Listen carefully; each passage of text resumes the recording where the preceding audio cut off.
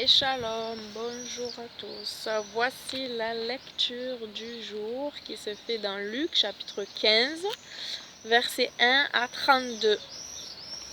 Le thème c'est Dieu se réjouit lorsque des pécheurs viennent à lui et il nous invite à nous réjouir avec lui. 1 à 32. Dans la version David Stern. Les collecteurs d'impôts et les pêcheurs continuaient de s'approcher de Yahusha pour l'écouter. Quant aux prouchim, aux pharisiens et aux enseignants de la Torah, ils murmuraient disant « Cet homme accueille les pécheurs et il mange même avec eux. » Il leur dit cette parabole. « Si l'un d'entre vous possède 100 brebis et en perd une, ne laissera-t-il pas les 99 autres dans le désert pour aller chercher celle qui est perdue jusqu'à ce qu'il la retrouve ?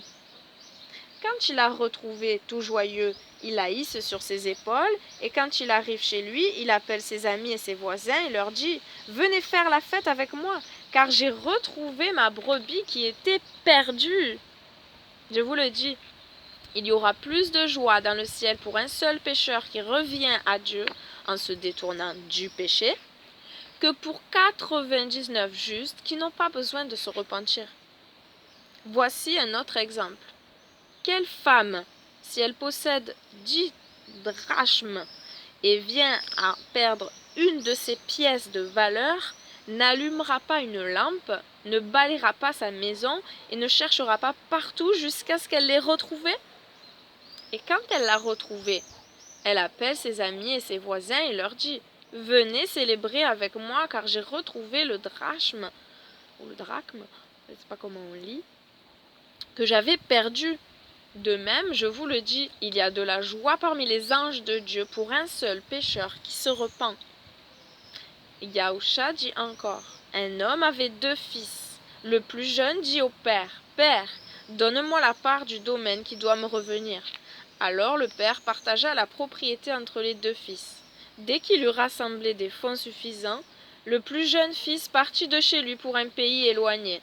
Là, il dilapida son argent en vivant de manière insouciante. Mais après avoir tout dépensé, une grande famine survint dans tout le pays, et il commença à connaître des difficultés. Il alla donc se mettre au service d'un des habitants de ce pays. Celui-ci l'envoya dans les champs nourrir les cochons. Il aurait voulu remplir son estomac des choses de caroubier que mangeaient les cochons, mais personne ne lui en donnait. Finalement, il revint à la raison et dit « Tous les ouvriers que mon père a engagés ont plus de nourriture qu'il n'en faut, et moi, je suis ici et je meurs de faim. Je vais me lever et retourner vers mon père, et je lui dirai « Père, j'ai péché contre le ciel et contre toi. Je ne suis plus digne que tu m'appelles ton fils. Traite-moi comme l'un de tes ouvriers. » Il se leva donc et repartit vers son père. Mais tandis qu'il était encore loin, son père le vit et fut rempli de pitié à son égard. Il courut à sa rencontre et le serra contre lui en l'embrassant avec tendresse. Son fils lui dit « Père, j'ai péché contre le ciel et contre toi. Je ne suis plus digne que tu m'appelles ton fils. » Mais son père dit à ses esclaves « Vite, apportez-lui un beau vêtement et mettez-le-lui. Passez-lui aussi une bague au doigt et des chaussures à ses pieds, et amenez le veau que nous avons engraissé et tuez-le. Nous allons manger et célébrer dans la joie. Car mon fils que voici était mort et il est revenu à la vie. Il était perdu, mais il a été retrouvé. » Et ils entamèrent les festivités. Son fils aîné était au champ. Quand il s'approcha de la maison, il entendit des bruits de musique et de danse. Il appela un des serviteurs et lui demanda « Que se passe-t-il » Le serviteur lui dit « Ton frère est revenu. Et ton père a fait tuer le veau qui avait été engraissé parce qu'il a retrouvé son fils sain et sauf. » Mais le fils aîné se fâcha et refusa d'entrer dans la maison. Son père sortit donc et le supplia d'entrer. « Écoute, » lui dit son fils, « j'ai travaillé pour toi toutes ces années et je n'ai jamais désobéi à un seul de tes ordres. Mais jamais tu ne m'as donné un chevreau. pour que je puisse me réjouir avec mes amis. Mais quand ton fils arrive, après avoir dilapidé tes biens avec les prostituées, tu fais tuer le veau gras? Fils, tu es toujours avec moi, dit le père, et tout ce que je possède est à toi. Il fallait bien faire la fête et nous réjouir, car ton frère, que voici, était mort, et il est revenu à la vie. Il était perdu, mais il a été retrouvé. Amen. Amen, amen, amen.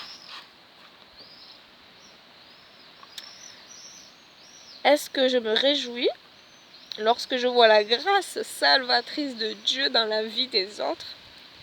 Ou est-ce que la jalousie et l'égoïsme m'empêchent de me réjouir? Vraiment. Oh là là, pitié, que nous ne soyons pas comme ça, Seigneur, comme ce frère pas content. Tout est à nous.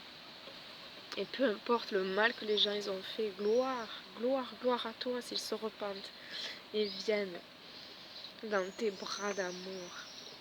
Toi, tu pardonnes. Tu es lent à la colère et riche en bonté. Et oui, même si nos péchés sont plus noirs, rouges, cramoisis, peu importe. Toi, tu es celui qui nous purifie et nous devenons blancs, blancs, plus blancs que neige. Alléluia. Merci, Père. Merci pour ta patience qui est notre salut.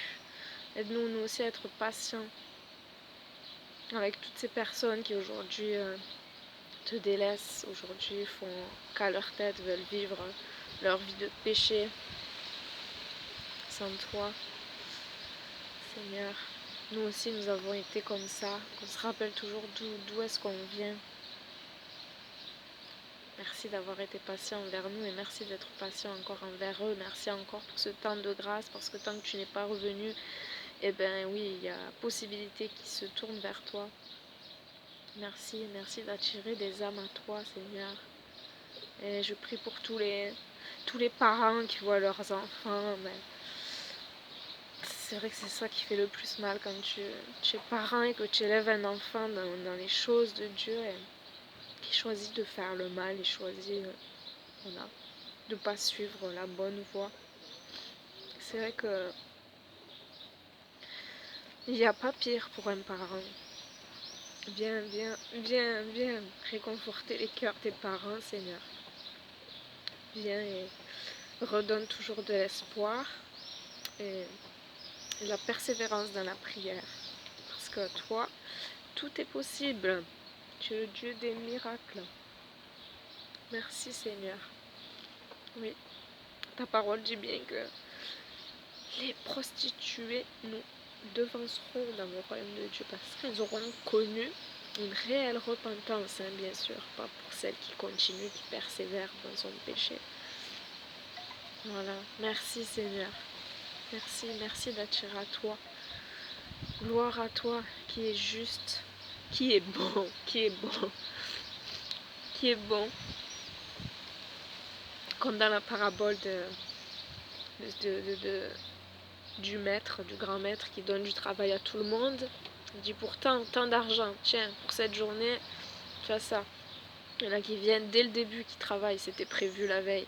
Il y en a en cours de route, en cours de la journée, plus tard à midi qui viennent, ils travaillent. Il y en a encore en fin de journée, 4 heures là, ils arrivent. Il y en a peut-être même la dernière heure, 5 heures, 6 heures, je sais pas. Ils arrivent et bien ils travaillent aussi. Et à la fin de la journée, le maître, il donne la même somme d'argent à tout le monde. Donc ceux qui ont travaillé depuis le début, ils sont outrés.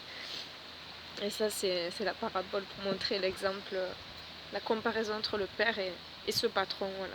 Ce père au ciel, c'est ce patron. Il veut donner la même somme à ceux qui ont travaillé depuis le début que ceux qui arrivent en fin. Et c'est beau. C'est beau. Notre père est bon. C'est lui le bon. Soyons bons comme lui. Amen.